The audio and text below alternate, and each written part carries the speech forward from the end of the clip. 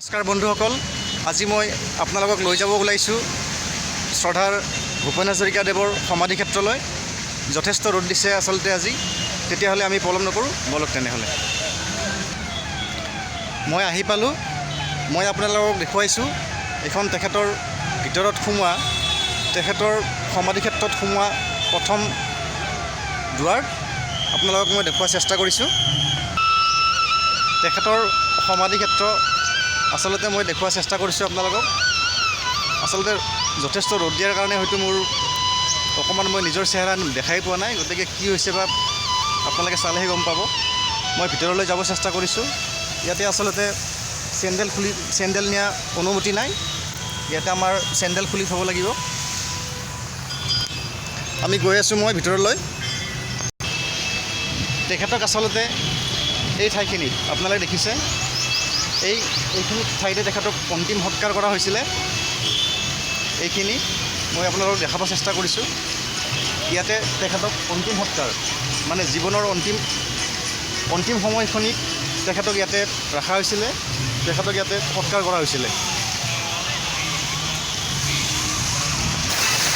এইটো দেখিছে নিজৰা, আচলতে নিজৰা, আমাৰ নিজৰা সদৃশ পানীৰ আচলতে এটি নিজৰা ইয়াতে সজোৱা হৈছে, খুব ধুনীয়া।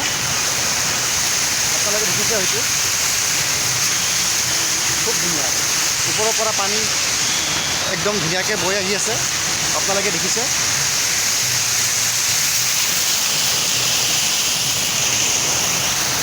মই আচলতে ওপৰলৈ গৈ আছোঁ, তেখেতৰ সমাধিৰ ওপৰলৈ উঠি গৈ আছোঁ।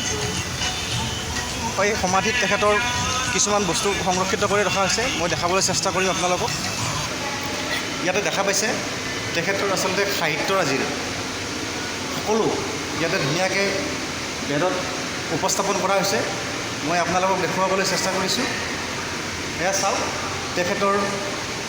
তেখেতৰ জীৱনত ৰচনা কৰা বহু কিতাপ, আচলতে সাহিত্য পুথি বহুত ইয়াতে উপস্থাপন কৰা হৈছে। গতিকে আপোনালোকে চাওক, ইয়াতে লিখিছে বিভিন্ন জাতি জনগোষ্ঠীৰ লোকৰ সৈতে ভূপেন হাজৰিকাৰ একান্ত। গতিকে তেখেতৰ জীৱনত ঘটা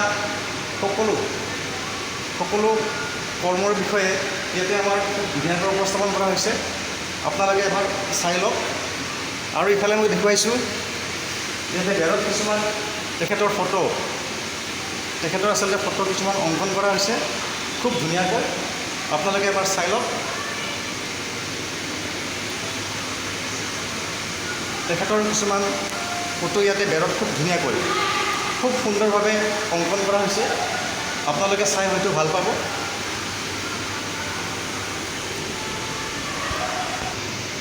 আপোনালোকে চাওক, ইয়াতে আছে আমাৰ মহাবাহু ব্ৰহ্মপুত্ৰ মহামিলনৰ তীৰ্থ, কত যুগ ধৰি আহিছে প্ৰকাশী সম্বদৰ অৰ্থ। গতিকে তেখেতৰ গানৰ এটি সুন্দৰ বুলি ইয়াতে বিভিন্ন চিত্ৰৰ সৈতে উপস্থাপন কৰিছে। আৰু যদি আপোনালোকে কেতিয়াবা জালুকবাৰীৰ ফালে আহে, তেতিয়াহ'লে জালুকবাৰীত আপোনালোকে নামি আমাৰ ইউনিভাৰ্চিটিৰ লগতে তেখেতৰ সমাধিটো বনোৱা হৈছে। গতিকে আপোনালোকে যদি আহে কেতিয়াবা ইয়াতে সোমাব আৰু খুব ধুনীয়াকৈ ইয়াৰ গোটেই তেখেতৰ কৰ্মৰাজিৰ বিষয়ে জানিব পাৰিব। আৰু ইয়াৰে প্ৰাকৃতিক সৌন্দৰ্য যথেষ্ট ধুনীয়া। এখনি গাৰ্ডেন আছে, গাৰ্ডেনখন মই দেখুৱাম অকণ পিছত। গতিকে আপোনালোকে অকণ ধৈৰ্য ধৰক। ভূপেন হাজৰিকাদেৱৰ আচলতে ইতিবৃত্তান্ত আমি ভাষাৰে বা কথাৰে কৈ প্ৰকাশ কৰিব বা শেষ কৰিব নোৱাৰোঁ।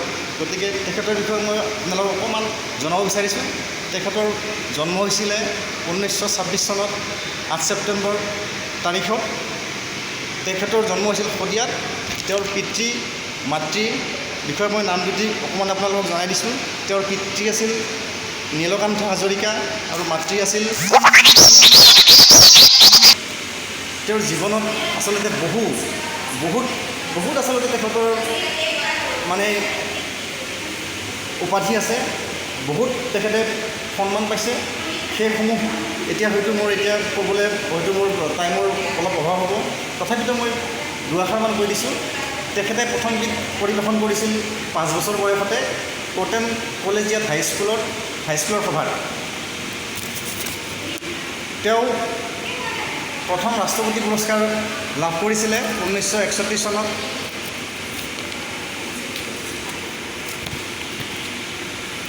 শকুন্তলা নাটকখনৰ বাবে, আৰু তেখেতৰ মৃত্যু হৈছিলে 5 নৱেম্বৰ 2011 চনত। তেখেতৰ প্ৰতিমূৰ্তি ইয়াতে ধুনীয়াকৈ উপস্থাপন কৰা হৈছে। তেখেতৰ খুব ধুনীয়া তেখেতৰ মূৰ্তি ইয়াতে উপস্থাপন কৰা হৈছে। মই আপোনালোকক দেখাইছোঁ তেখেতৰ এই গাৰ্ডেনখন, ফুলনিখন আচলতে গধূলি হ'লে খুব ধুনীয়া হয়, যথেষ্ট মানুহৰ সমাগম ঘটে ইয়াতে। গতিকে মই আপোনালোকক দেখুৱাব চেষ্টা কৰিছোঁ, আপোনালোকে চাওক। নিশ্চয় দেখা পাইছে বহু ফুলনিৰে পৰিপূৰ্ণ হৈ আছে। গতিকে আপোনালোকে যদি জালুকবাৰীত আহে, মই আকৌ এবাৰ কৈছোঁ, ইয়াতে এবাৰ আপোনালোকে সোমাই যাব। আৰু শেষত আপোনালোকক মই কওঁ, মোৰ এই চেনেলটো আপোনালোকে ছাবস্ক্ৰাইব কৰিব, লাইক কৰিব, কমেণ্ট কৰিব নাপাহৰিব। ধন্যবাদ।